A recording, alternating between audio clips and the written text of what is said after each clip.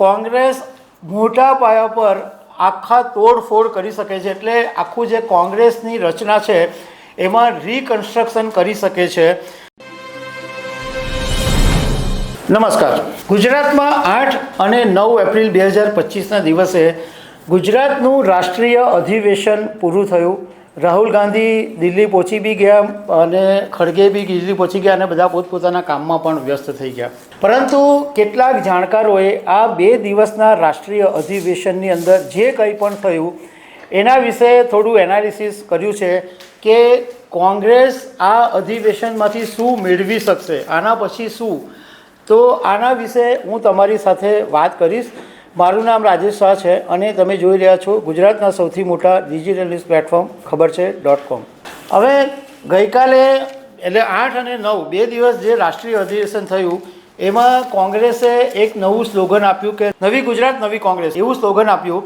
તો એનો અર્થ એવો થઈ શકે કે સંમેલન પૂરું થયા પછી કોંગ્રેસ મોટા પાયા પર આખા તોડફોડ કરી શકે છે, એટલે આખું જે કોંગ્રેસની રચના છે એમાં રિકન્સ્ટ્રક્શન કરી શકે છે.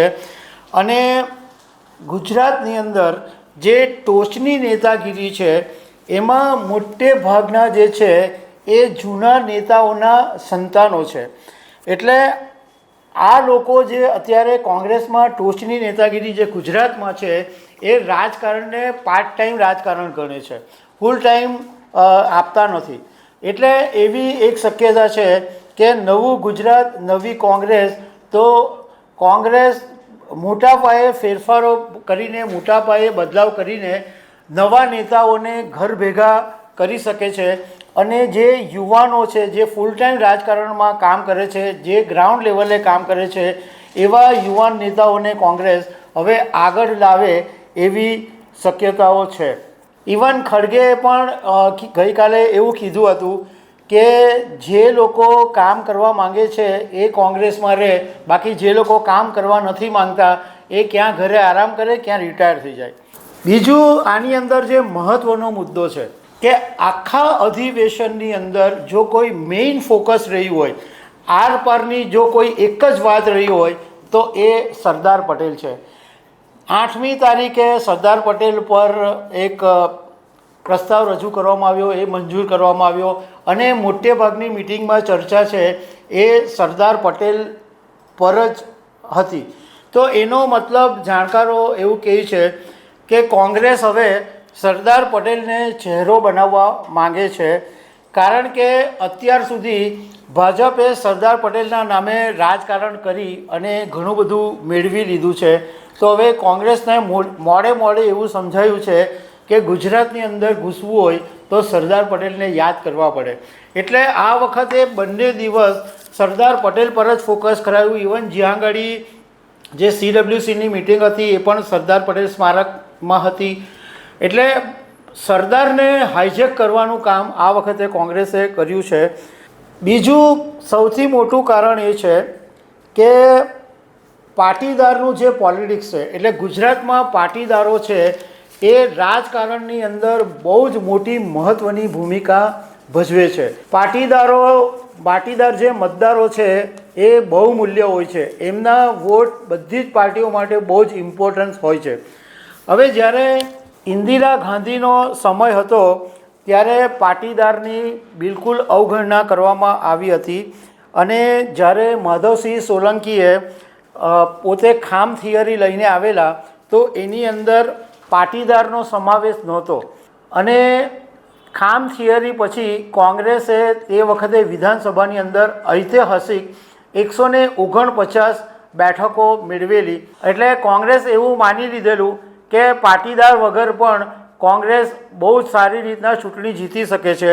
પરંતુ એની અસર એ થઈ કે પાટીદારોની અવગણના કરવાને કારણે પાટીદાર જો સમાજ છે એ ભાજપમાં શિફ્ટ થઈ ગયો અને મોટા ભાગના જે પાટીદાર સમાજના લોકો છે એ આજે ભાજપના કમિટેડ વોટર્સ છે. એટલે હવે પાટીદારોને ખેંચવા માટે કોંગ્રેસે હવે રણનીતિ બનાવી છે. એટલા માટે સરદાર પટેલને પ્રોજેક્ટ કરવામાં આવ્યા. ભાજપે તો સરદાર પટેલના નામે ઘણું બધું કર્યું છે. સરદાર પટેલના નામે ઘણી બધી વાતો ભાજપ હંમેશા કરતું રહે છે. અહીંયા સરદાર પટેલનું સ્ટેચ્યુ ઓફ યુનિટી પણ સૌથી મોટું ભાજપે બનાવેલું છે.